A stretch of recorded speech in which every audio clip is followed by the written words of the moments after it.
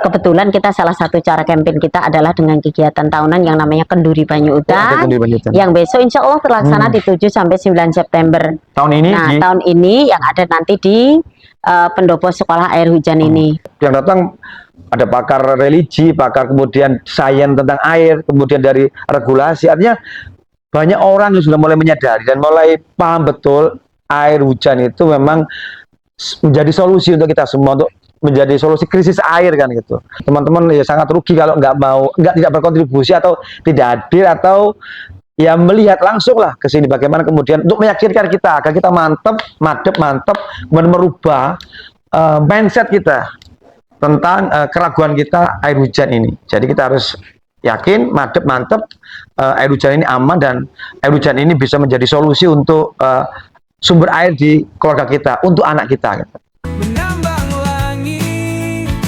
Satu sesi-sesi tertentu nih, Ekoton itu pernah misalnya meriset mata air di sekitar kita, misalnya kayak gitu, baik itu secara jumlah maupun kuantiti. Gimana itu, Mas? Kami ini kan juga khawatir dengan ini, semakin terbatasnya mata air kan. Berarti itu kuantitinya pun menyusut gitu ya? Kuantitinya berkurang, karena memang kan kita tahu deforestasi, alih fungsi. Oh iya, oke. Dan jangan lupa kemudian kami itu juga meneliti, ternyata di daerah hulu, terutama di Batu itu kita meneliti kentangnya. Kentang itu mengandung mikroplastik.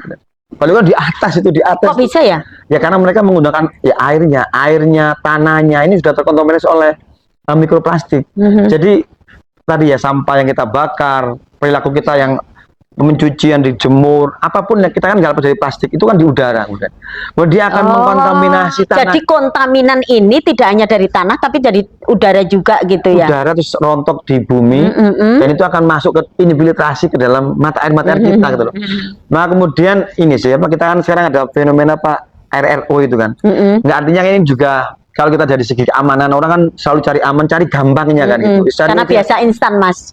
Bu, PDAM nggak aman, air dalam kemasan nggak aman, harus cari RRO itu. Ya kita harus mengkaji lagi gitu loh. Karena tadi faktanya sumber air minum kita itu sudah terkontaminasi semua di mata air kita. Bahkan tadi kentang temuan kami itu di Batu, di pucuk itu sudah terkontaminasi mikroplastik gitu loh. Nah kemudian ya tadi sih kita harus apa istilahnya, bobot bibit makanan yang kita konsumsi atau air yang kita minum harus tahu betul sumbernya gitu loh. Nah kalau dengan air hujan kita tahu betul aman kan, ini dari air hujan aman karena kita tahu bibitnya, tahu kualitasnya, bibit, bebet, bobot. Maka mungkin menurut saya kita harus mengamankan anak-anak kita. Sering kan kalau kita ke sekolah itu anak terus minum kemasan, terus kemudian sasetan gitu. Maka ya pakai tumbler sih solusinya. Air hujan kemudian dilanjutkan dengan menggunakan tumbler begini. Ini airnya gratis, tumblernya bisa berulang kali dan aman. Mengamankan lingkungan, kan sampahnya nggak jadi apa ya numpuk di sungai. Dan kemudian ini kan irit, ekonomis dan sehat gitu loh. Jadi ekologis, ekonomis dan kesehatan gitu. Artinya yang perlu dirubah banget adalah mindset kita, kemudian yang akan berdampak pada perilaku kita gitu ya. Saya tuh ngemanin nih Bu, apa anak-anak kita. Dan kita kan temuan kita itu juga menyebutkan ini yang terbaru juga Bu ya. Jadi teh celup semua merek ya, Chongqing apapun itu mengandung mikroplastik temuan kami. Allah. Kedua, astagfirullah. Kemudian minuman di sekolah, di kantin, anak-anak kita di kantin kan minumnya kan Marimas, kemudian apalagi itu Marimas, Nutrisari, Pop Ice, sasetan itu semua kan itu kan mengandung mikroplastik. Maka kemudian untuk ibu-ibu ya kita harus menjaga. Memang nggak kelihatan sekarang sih ke depan karena mikroplastik kan mengganggu hormon. Jadi apakah mikroplastik itu ya akan mampu merubah hormon kita gitu? Iya sekarang kan kayak mutasi lah kira-kira begitu. Enggak, ini kan mengatur insulin. Kan banyak sekarang anak kecil yang sudah mulai menstruasi. Oh, itu terus, salah. Mohon maaf, ibu-ibu yang menopause lebih awal. Itu diatur oleh hormon. Itu mikroplastik itu mengganggu itu gitu. Karena mikroplastik itu masuk dalam kategori endokrin disruptor chemical compound atau bahan kimia pengganggu hormon gitu. Nah, kemudian kalau sejak dini anak-anak kita tiap hari asupan minumannya itu mengandung mikroplastik, maka hormonnya tentu akan terganggu gitu. Ke depan anak kita akan ya tidak sehat gitu loh. Maka menurut saya tadi itu Mbak, Bu, bobot bibit-bibitnya harus jelas gitu loh. Maka anak kita harus disangoni air yang memang itu memang qualify gitu loh. Oke. Memang harus dibadani sih. Ya ukur rampe bikin seperti ini, terus ukur rampe beliin tumbler, tapi kan ini kan menjamin betul gitu. Kita yakin anak kita minum air yang sehat. Jangan lupa minum lambung darah kan gitu. Dan itu kan tubuh kita semua kan itu. Nah, kemudian kita harus menjamin sih apa kualitas betul air minum anak kita. Jadi nggak hanya jodoh buat anak kita, tapi air itu harus tahu bobot, bebet dan bibitnya gitu loh. Dalam sekali ya, ternyata air ini akan berdampak banyak sekali, terutama di kesehatan kita ke depan. Kalau melihat kondisi anak-anak kita sekarang dengan perilaku seperti ini, tambah takut sekali ya gitu kira-kira. Jadi Ya nggak boleh takut kalau kita tahu ada air hujan kan. ya, itu. ada solusi Yakin kira-kira kita ya. ya. Maka kuncinya kita harus punya solusi. Betul. Bekali anak-anak Anda dengan tumbler, kasih mereka air hujan untuk minuman sehari-hari, baik ketika di rumah maupun ketika aktivitas sekolah dan kemanapun. Perilaku ini tidak hanya kita menjaga kesehatan kita di jangka panjang, tapi juga merubah perilaku untuk tidak menambah problem tentang sampah di sekitar kita, terutama sampah-sampah plastik yang akan berdampak luar biasa. Ngeri sekali ya Mas, Tapi ternyata ya. prinsip memang gini Bu, air itu kalau sudah masuk tanah, dimanapun dia, kalau bumi kita seperti ini, Yo tetap baik, nggak kan kontaminasinya kalau tinggi. mau ya harus kita merubah ini pola perilaku supaya bumi kita tidak sakit. Tapi tadi faktanya kan orang kita itu kan malas. Kita tuh memang malu kadang-kadang kan. Kita tuh dikenal menjadi negara yang kempro kan, negara yang paling banyak membuang sampahnya ke laut. Terus kalau dipikir laut dari mana sampahnya? Dari sungai gitu. Indonesia ini hanya mampu melayani 40% penduduknya dalam pengolahan sampah. 60% itu orang sakarmu, 40%. dibuat nang kali, diobong, dipendem di tanah kan itu. Padahal produk berhenti Mas, per orang rata-rata. Ya paling kan kita ini menghasilkan sampai 6 on sampai 1 kilo sampah gitu. Sehari Dan jangan loh lupa, itu. hampir 40-50% itu adalah sampah plastik loh. Kita kan nggak lepas dari plastik kan. Semua baju, ban, semua sih makanan minuman di packaging oleh plastik. Makanya kan ya kita ini harus tadi apa antisipasi. Kalau kita sih tidak apa-apa sudah tua ya, tapi anak-anak kita jangan sampai mengalami yang seperti untuk kita. menyelamatkan generasi Bener. ini ya. Jadi salah satu upaya penyelamatkan generasi kita ke depan, yuk biasakan kita beri anak-anak ini minum air hujan. Bawakan tumbler kemanapun dia beraktivitas, itu menuju kita Indonesia yang emas. Jadi jangan bicara Indonesia emas dulu ketika apa yang kita konsumsi untuk anak-anak kita detik ini adalah membuat mereka problem di kemudian hari, terutama terkait dengan hormon tadi ya. Terus ini harapannya Mas, ini permohonan di samping tumbler ini kan yang problem kita itu meyakinkan bahwa air hujan itu baik-baik aja. Tentu harus ada contoh-contoh baik di sekitar kita gitu. Ekoton sudah nyonton ini gitu, kira-kira gitu. Ya artinya dengan air hujan kan kita mengurangi kos beli air kan. Itu kan luar biasa. Nggak perlu berbayar. Nggak berbayar. Memang awalnya saya harus menyiapkan ini, tapi kan ini kan bisa bertahun-tahun ini kan, bisa puluhan tahun di tempat kami. Artinya memang investasi di awal, tapi itu berkelanjutan. Aman semuanya ya. Tapi berkelanjutan dan memang apa ya? Saya kan ada ini. Ini kan saya kalau mungkin sedikit cerita ya. Air ini kan diubah pH-nya kan, jadi dia lebih tinggi gitu. Dan tubuh kita ini kan apa ya, asam.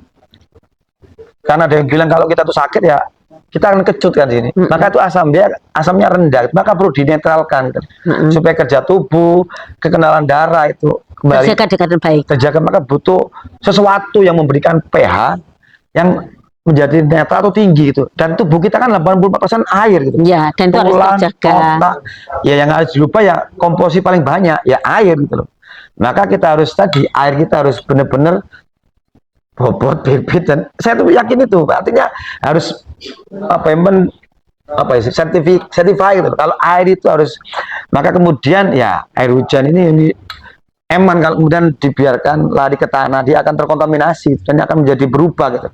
Dan juga yang terpenting, mikroplastik ini juga kita harus bisa menyelesaikan dari sumbernya. Ya perilaku kita itu untuk mengurangi styrofoam, tas kresek, sedotan, sasetan, terus popok. Ini semua harus dikurangi.